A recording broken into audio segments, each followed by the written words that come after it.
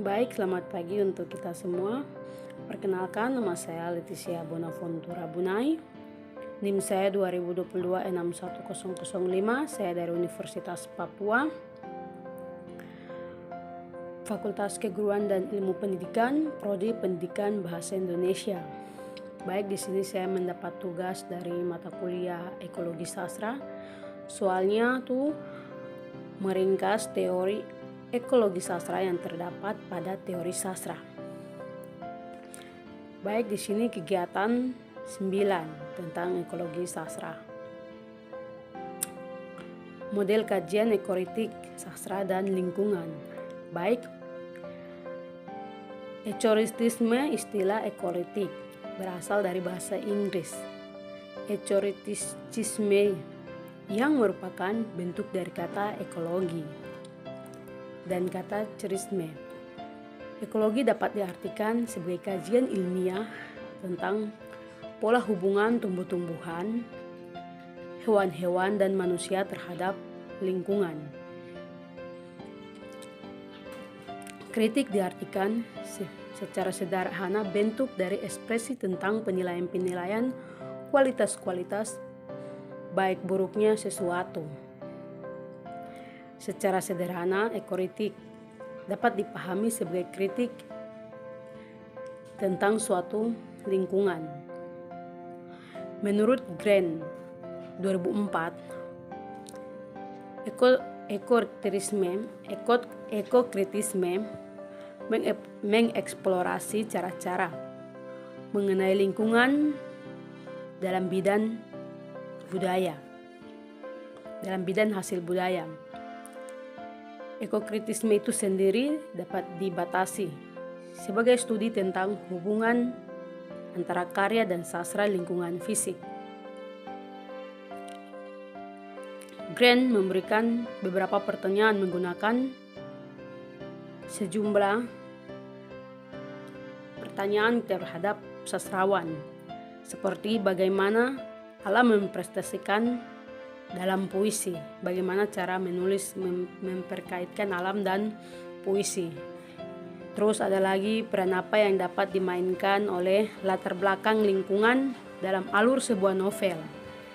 Nah, itu nanti dimasukkan alur latar belakangnya itu di mana, misalnya di lingkungan macam gitu. Dia lebih banyak mengkritik pertanyaan-pertanyaan mengenai ekologi yang terdapat dalam sebuah karya sastra. Baik, ada lagi yang berikut paradigmida teori ekologi. Paradigmida identik memiliki paradigmida dasar bahwa setiap objek dapat dilihat dalam bentuk jaringan ekologis, dan ekologi dapat dijadikan ilmu bantu dalam pendekatan kritik tersebut. Ekologi membantu dalam kritikan-kritikan dalam sebuah karya novel yang diciptakan oleh novelka, puisika yang diciptakan oleh sastrawan. Baik, di situ alam telah menjadi bagian dari sastra. Kan kita kalau membuat suatu puisi, kita harus mengamati alam sekitar, membutuhkan situasi yang tenang, udara yang tenang. Itu yang alam itu telah menjadi bagian dari sastra. Ini terbukti dengan tidak sedikitnya sastrawan dari kalangan penyair yang menggunakan diksi hutan, laut, pohon, udara, dan sebagainya dalam karya mereka, dalam karya sastrawan.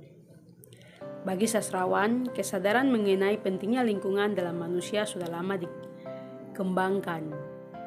Jadi menurut sastrawan itu pentingnya kita mengembangkan lingkungan dalam sastrawan itu sudah harus sejak lama. Dalam novel itu sudah harus sejak lama dikembangkan. Habis itu berikutnya ekoritik. Ekoritik hadir sebagai sarana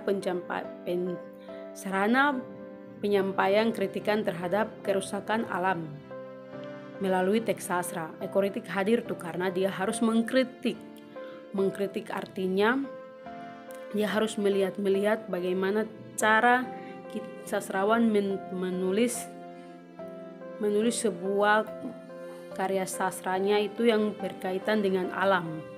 tentang kerusakan alam. Dia mengkritik kerusakan alam yang dikajikan dalam sebuah teks karya sastra.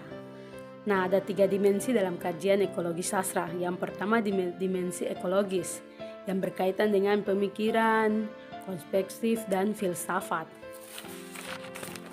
Yang berikut, yang kedua, yaitu dimensi sosiologis.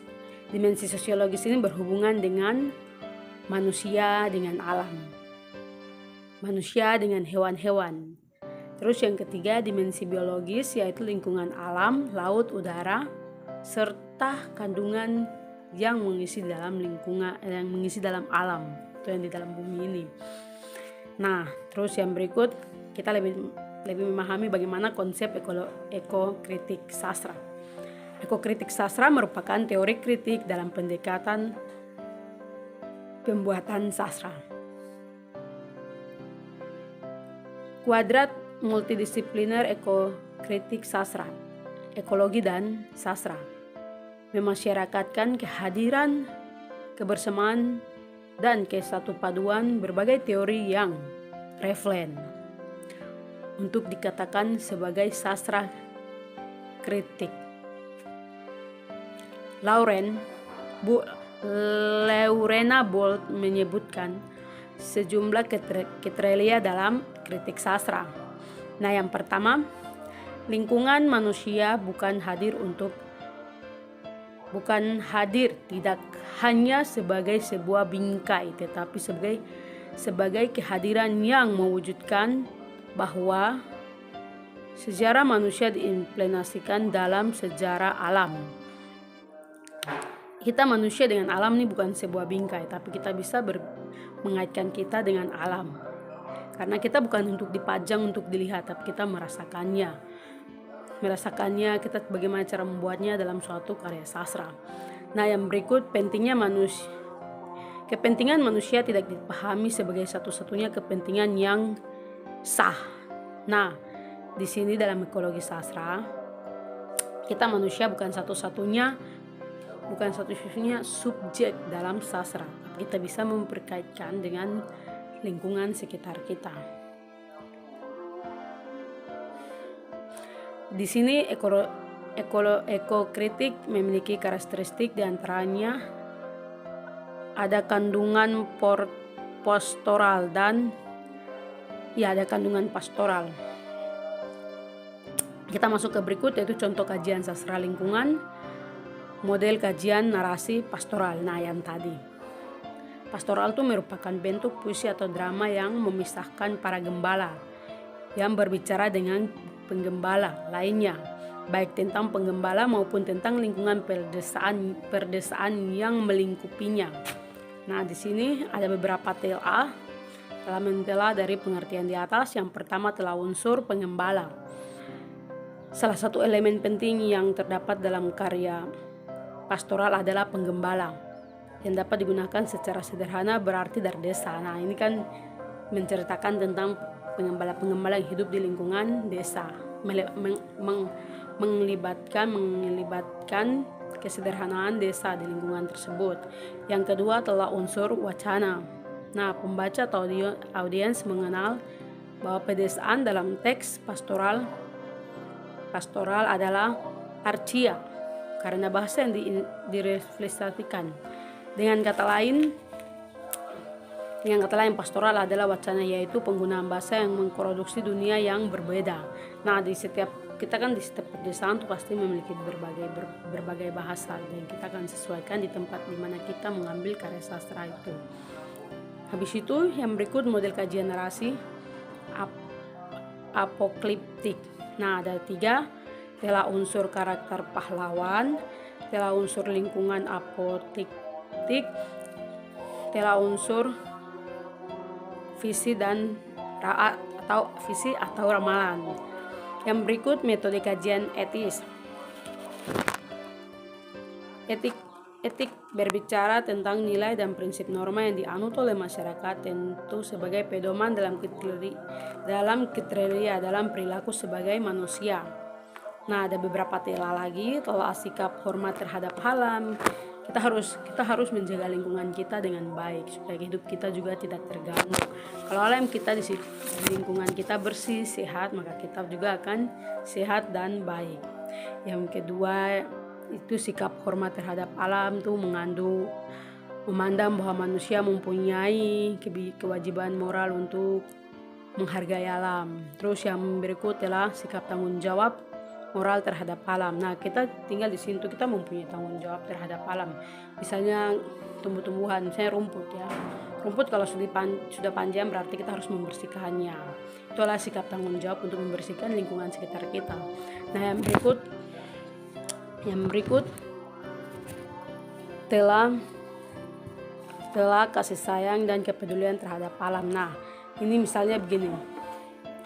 Sikap kepedulian terhadap ini seperti tadi tuh sudah misalnya alam, misalnya kita tinggal di lingkungan suatu rumah atau baru bagian tanah luas sana kosong baru macam tanahnya tidak segar. Nah, bagaimana cara kita menyegarkan tanah itu? Dengan cara kita bisa menanam bunga-bunga atau menanam sayur-mayur biar tanah itu tidak menjadi kosong dan tidak dipandang tuh baik begitu kalau kita sudah tanam. Nah, yang berikut telah sikap tidak mengganggu kehidupan alam. Nah, itu misalnya begini. Di sana kan kita menanam rica, pepaya, semua sudah bagus-bagus. Masa sudah lingkungan kita tuh sudah baik ini.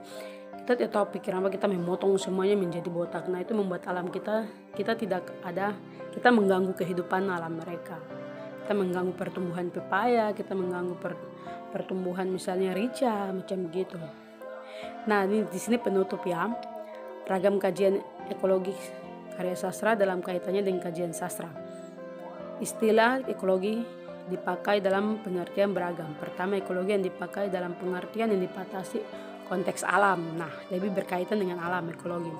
Kajian sastra dengan memperspektif ekologi alam yang dikenal dengan nama teori ekoritik telah banyak dilakukan oleh penelitian. Ekoritik kan mencari kesalahan-kesalahan dalam sebuah kritikan dalam sebuah novel kerusakan alam misalnya begitu.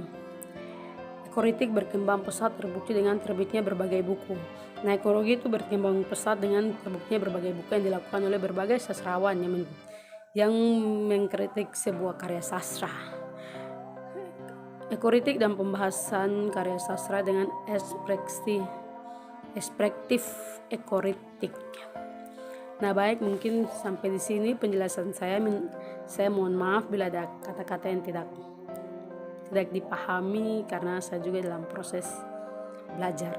Terima kasih, selamat siang, sampai jumpa.